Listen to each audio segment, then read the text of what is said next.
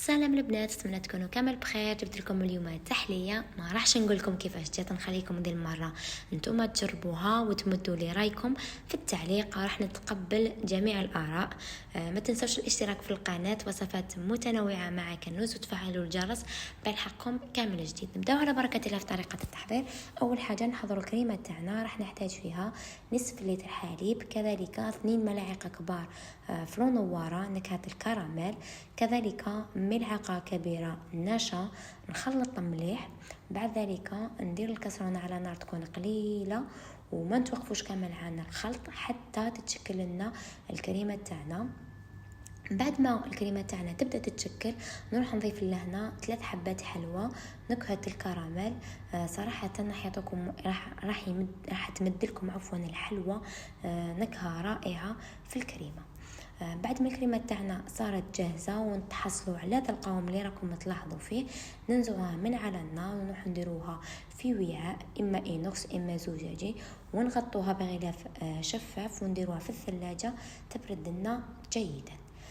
كما راكم تلاحظوا معنا. من جهه اخرى نروحوا نكرملوا التفاح تاعنا. راح نحتاج 3 حبات تفاح نقطعوهم بهذا الشكل. صراحه هذا الشكل يجيكم رائع.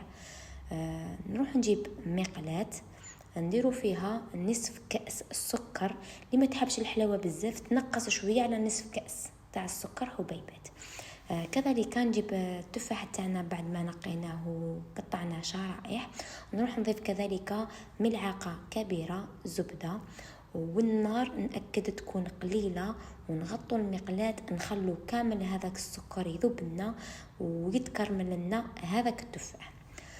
كملاحظه التفاح اللي هنا مكرمل راح يجيكم شويه حلو مع الكريمه. تعمدت انا الكريمه اللي درتها ما درتهاش حلوه بزاف، ما ضفتش فيها سكر حبيبات باش تجينا هذيك هي.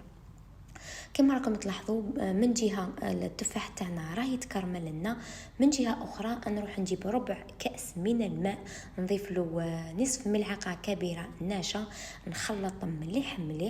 بعد ذلك نروح نضيفه للتفاح تاعنا بعد ما يكون تكرمل لنا كامل داك التفاح وطاب. نخلط مليح ندخل كامل هذاك النشا، هذاك المحلول المائي تاع النشا ندخلوه كامل في الصوص تاعنا حتى الصوص تبدا تعقد شويه. ننزعوا المقلاة من على النار، نروح نديروا التفاح تاعنا مكرمل في طبسي ونديروا ونخليه في الثلاجه في الاسفل يبرد، او خلوه عادي في درجه حراره المطبخ يبرد، ما راحش يطول بزاف. نروح للكريمه تاعنا هنا بعد ما بردت لنا تماما، ضفت لها كأس من غبرة الشونتي ورحت خلطها بالخلاط الكهربائي كما راكم تلاحظوا حتى تشكلت لنا الكريمه تاعنا. صدقوني البنات الكريمه هذه تجيكم خفيفه وهايله. وكذلك في الحلاوه جات هذيك هي التفاح مكرمل شويه حلو مع الكريمه تاعنا شويه ناقصه حلاوه، تجيكم هذيك هي. نتمنى انكم تجربوا التحليه تاع نهار اليوم وتمدوا لي رايكم، لانه صراحه تجيكم تهبل. ما تنساش الاشتراك في القناه والى وصفه اخرى بحول الله.